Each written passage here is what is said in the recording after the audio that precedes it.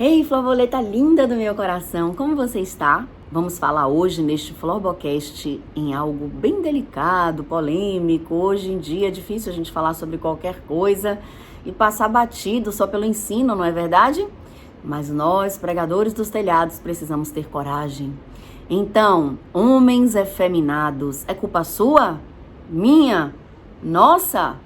Vamos ver o que a palavra de Deus fala sobre isso? Você vem comigo?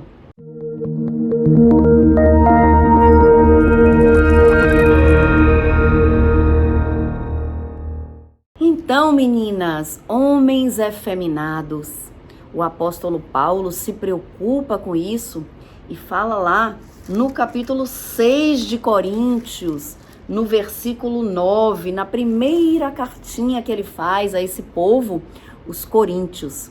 Essa igreja em Corinto foi fundada pelo apóstolo Paulo na sua segunda viagem missionária. Eu vou botar um mapinha aqui para que você possa ver. Ela fica a 80 quilômetros a oeste de Atenas, uma cidade grega, capital da província romana de Acaia. Ali em Corinto, uma cidade próspera, rica, comercial, estavam acontecendo muitas coisas. O povo estava desunido e essas questões acerca de várias coisas chegaram lá nos ouvidos do apóstolo Paulo e ele procura ir tratando sobre elas, batismo no Espírito Santo, volta de Cristo e aqui a imoralidade sexual que estava beirando a loucura lá no meio daquele povo.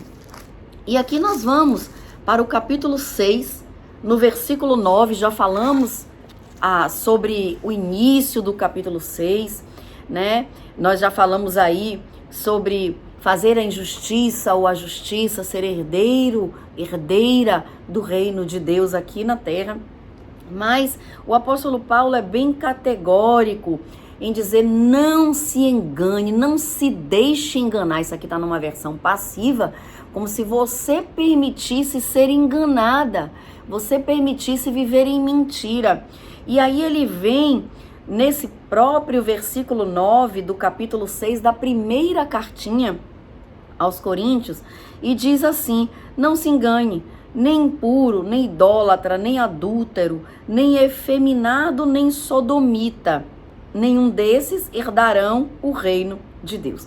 Vamos agora nos ater a essa palavra efeminado para a gente tratar de uma coisa muito importante no nosso século: a emasculação dos nossos homens, o enfraquecimento masculino. Eu não sei se você já notou, conversando com meu filho, Rafael, ele fala: pois é, mãe, até na água colocam estrogênio. Os homens estão ficando efeminados, enfraquecidos, chamados de homens da soja, homens cheios de hormônios femininos. E você veja que esse comportamento masculino, ele vai de encontro ao que Deus sonhou. Quando a gente volta para o Gênesis, a Bíblia fala em Gênesis, nos capítulos 1 e 2, sobre a criação e a queda do homem. E ali, na hora que o Senhor está fazendo aquele boneco de barro, ele sonha em fazer alguém parecido com o próprio Deus. E ele cria o homem. O homem tem um formato de corpo diferente das mulheres. O homem tem uma maneira de se comportar diferente das mulheres. O homem, ele foi criado com seus próprios papéis. O papel de ser cuidador da mulher, dos filhos, do jardim, com uma ação específica dentro do jardim, um poder de governo. Ele tem uma voz altiva, determinada e determinante. Mas em nosso século, nós vemos que também através do papel de mulheres, porque nós criamos homens. E aqui eu quero chamar a atenção a todas vocês que têm homens em suas vidas, como esposa, como irmã, como prima, como tia, como vó. como mãe especialmente. Como você tem lidado com os seus homens?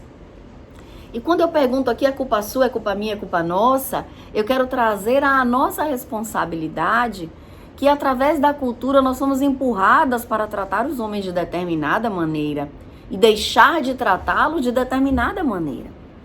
Nós fomos ensinadas a termos posições determinadas pela cultura.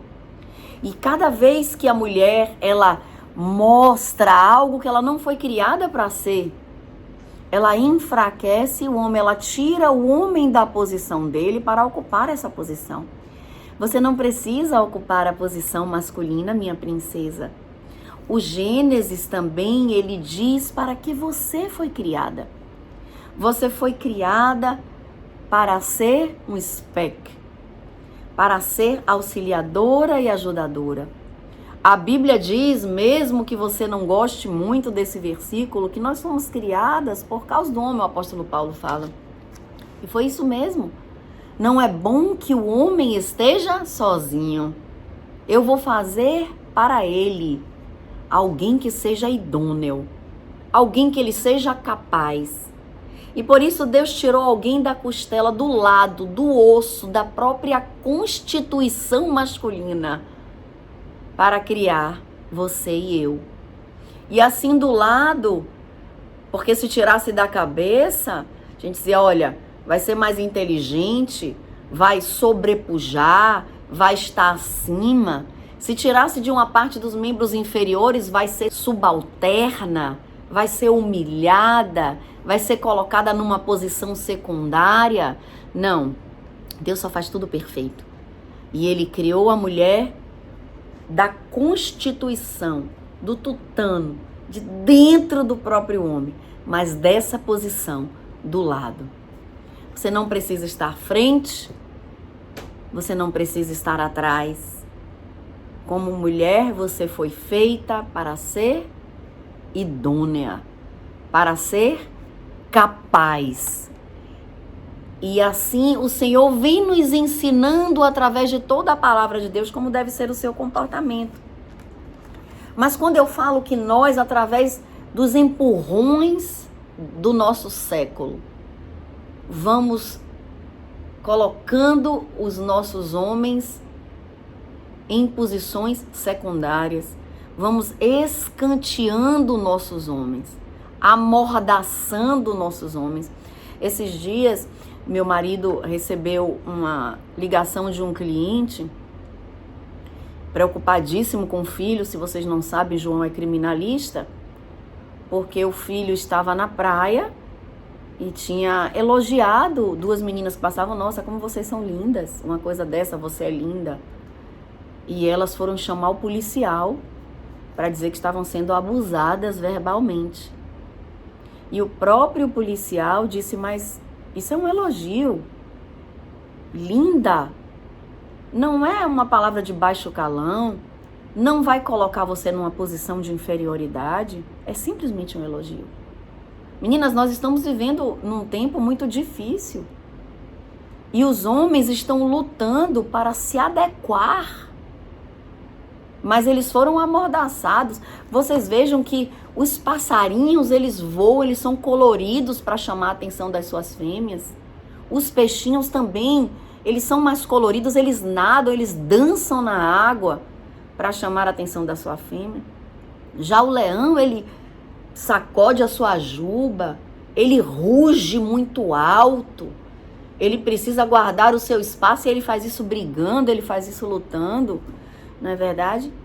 Mas os nossos homens, eles precisam falar baixinho, eles precisam sentar certinhos, eles não podem mais correr na escola.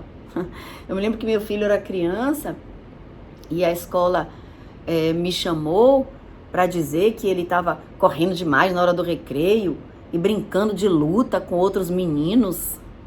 E eu fui fazendo uma cara bem assim, né? Achando muito estranha aquela conversa. E eu falei, meu filho passa muito tempo na escola. Ele sai da escola 3h15, chega na escola 7h40, ele vai correr. Meu filho é menino. ele vai brincar de briga. Ele vai sim, é a maneira dele se comunicar com outros meninos. E isso é saudável, minha princesa. Nós precisamos incentivar os nossos homens a voltar ao seu papel, a voltar a exercer os seus papéis. E para exercer os seus papéis, tudo começa na comunicação. Os nossos homens precisam se comunicar com masculinidade. Não tem nada errado em um homem mostrar a sua força, na sua voz, colocar um ponto, sabe? E o que eu vejo nas terapias das mulheres, nas mentorias, atendendo as minhas pacientes, as minhas pacientes, as minhas mentoradas, é que um movimento masculino, hoje em dia, ele tem uma conotação ameaçadora. Quando o homem é homem, as mulheres se sentem ameaçadas. E isso não é bíblico. Nós fomos criados para viver diversos papéis bíblicos, mas para termos liberdade no exercício desses papéis. E nós, como mães e principalmente esposas e mães, vamos ensinando os nossos filhos a serem calados, passivos, que é diferente de pacíficos. E vamos emasculando, tirando a força e a virilidade dos nossos homens em nome de uma cultura idiota e antibíblica. E eu quero que você pense sobre isso. Em que sentido você amordaça os homens ao seu redor? Você é que ameaça eles. Eu tenho visto aqui, desde há muito, mulheres que usam a lei. Gente, isso é corriqueiro no direito de família. Pessoas que pedem medidas protetivas injustas para homens pacíficos, para afastá-los da casa e ficarem com os bens. E elas conseguem. Porque a nossa sociedade, os valores hoje, em nome de uma proteção, termina se exacerbando direitos. Dando direitos a um e tirando, por isso, direitos a outros. O direito, Aristóteles sempre disse, né, que a virtude está no meio, no equilíbrio das situações. Mas, sim, quantas vezes o posicionamento feminino emascula o nosso próprio masculino? E eu gostaria de chamar a sua atenção, porque os estudiosos, ele vem dizendo que essa palavra efeminados, no original grego, ela significa basicamente algo fofo. Como um adjetivo, tal vocabulário pode referir-se a vestes ou outros objetos suaves ao tato. Mas pode significar também, ao mesmo tempo que fofo, débil, enfermiço, doentinho, desencorajado. E essa forma, eu não quero colocar, eu coloquei fofo, porque aqui no dicionário bíblico está falando fofo. Se a gente coloca suave, e o homem, ele precisa saber também tratar a sua dama, tratar a sua mulher. Ele precisa, em primeiro lugar, isso nós mães ensinamos a nossos filhos homens, minha princesa. Eu ensinei a meu filho, Rafael, como tocar numa mulher. Meu filho, pegar nos cabelos, faz assim, filho, sabe? Faz um carinho assim, filho, sabe? Não faz assim, não faz assado. Olha, filho, quando você tiver uma esposa, você vai satisfazer sexualmente primeiro a sua esposa. Depois você vai se satisfazer. Essas coisas precisam ser faladas, minha princesa. Numa boa. Nós precisamos devolver o espaço que nós tomamos à força dos nossos homens. E isso não é bíblico. Cada um na Bíblia tem o seu papel. A esposa adornada, enfeitada, com a sabedoria do céu, para erigir um lar, um lugar de afeto e respeito. E o homem protetivo, amoroso, provedor, cuidadoso, não é isso que você deseja, minha princesa? No íntimo é. No íntimo você deseja alguém que saiba cuidar de você, porque na nossa essência nós fomos criadas para sermos cuidadas. Onde nos perdemos? Onde foi que nos convencemos que precisamos fazer o que cabe ao homem fazer? Sim, existem papéis femininos e papéis masculinos. Lorena, você está dizendo que o homem provedor, ele vai tomar conta de todas as contas da casa? Não. Hoje nós trabalhamos, somos profissionais liberais e trazemos também dinheiro para a nossa casa. Mas, minha princesa, o adorno do lar, o cuidado com a mesa, com as coisas, a organização da casa, as flores, o cheirinho que você traz, as fotos, isso é insubstituível. A mulher é insubstituível dentro de casa. Ao mesmo tempo que o varão vai empurrar o sofá para você quando você precisa, ele vai tirar um tapete. Hoje a gente desarmou as coisas do Natal e eu tinha 2 banquinhos que estavam nessa sala de cá, e aí meu marido veio, carregou os bancos para colocar lá. Você traz a beleza, a sabedoria, ele traz a força, cada um no seu quadrado. A Bíblia diz que o homem deve amar a sua esposa como Cristo amou a igreja. É entrega total, gente. Não sobrou nada. Ele se entregou todo. E a esposa deve se comportar como se ela tivesse uma grande missão. Porque submissão é isso. É você estar sob uma grande missão. Ser esposa e mãe. Eu quero colocar aqui também vó ou tia, se você cuida de um sobrinho como se fosse seu filho, se você ama alguém como se fosse o seu filho. A sua posição para trazer uma marca identitária, mas é a identidade celestial do que um homem é. Homem. E trazer de volta essa força que foi tirada, que vem sendo tirada pela sociedade. Eu gostaria que você entendesse bem essa palavra. Que essa palavra calasse profundamente ao seu coração. Para que ela dê fruto na sua casa, seja uma semente. Porque se eu e você falarmos sobre isso, se esse assunto for trazido dentro da nossa igreja, se conversarmos sobre isso dentro do nosso grupo de mulheres, nós vamos fazer uma grande mudança social. Eu me lembro de Devi Taitas, minha mentora, que hoje já mudou de endereço, está na glória com a Aba.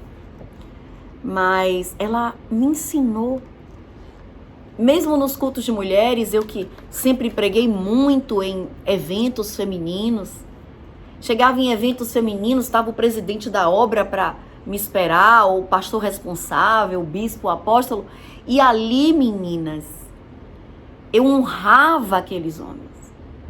Honrava os que estavam trabalhando, se estavam tocando, se estavam no som. Meninas, vamos aplaudir os nossos homens, porque eles são a coroa da criação. Sim, eles são a coroa da criação. E você é a glória do seu homem. Cada um no seu quadrado. Eu quero incentivar a você a conversar sobre isso. A conversar com seus homens. E a reposicionar quem você é. A Bíblia diz que nós, às vezes, ganhamos o nosso esposo ímpio, né, corrompido pela humanidade do nosso século e por esses valores corrompidos, sem palavras. Pelo seu simples posicionamento. E eu quero orar com você para que a partir de hoje você converse sobre isso no céu e traga um novo posicionamento para a sua vida e para a sua casa. Vamos orar? Senhor, nós estamos aqui para pedir a tua bênção e a tua graça para esse reposicionamento com as nossas relações masculinas, com o nosso relacionamento com as nossas relações femininas, com as nossas relações de trabalho, com as nossas relações dentro de casa.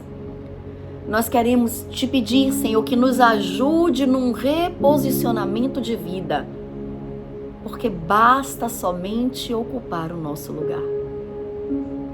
Traz alívio às cansadas, porque é absolutamente exaustivo ocupar a posição de um homem em qualquer seara social. Ensina-nos a sermos femininas, meninas de fé, filhas do Criador de tudo que há, princesas do reino mais poderoso de todas as galáxias, em nome de Jesus. Amém? Amém, minha princesa? Se você gostou desse conteúdo, não esquece de deixar aqui o seu like, o seu joinha, para que o YouTube entenda que esse é um conteúdo de valor. E se você lembrou de alguém, se você quer entrar nessa corrente de transformação, compartilha no seu grupo de mulheres, manda para sua liderança e vamos ampliar a voz, não de Lorena, mas da palavra de Deus. Um beijo no seu coração e até o próximo.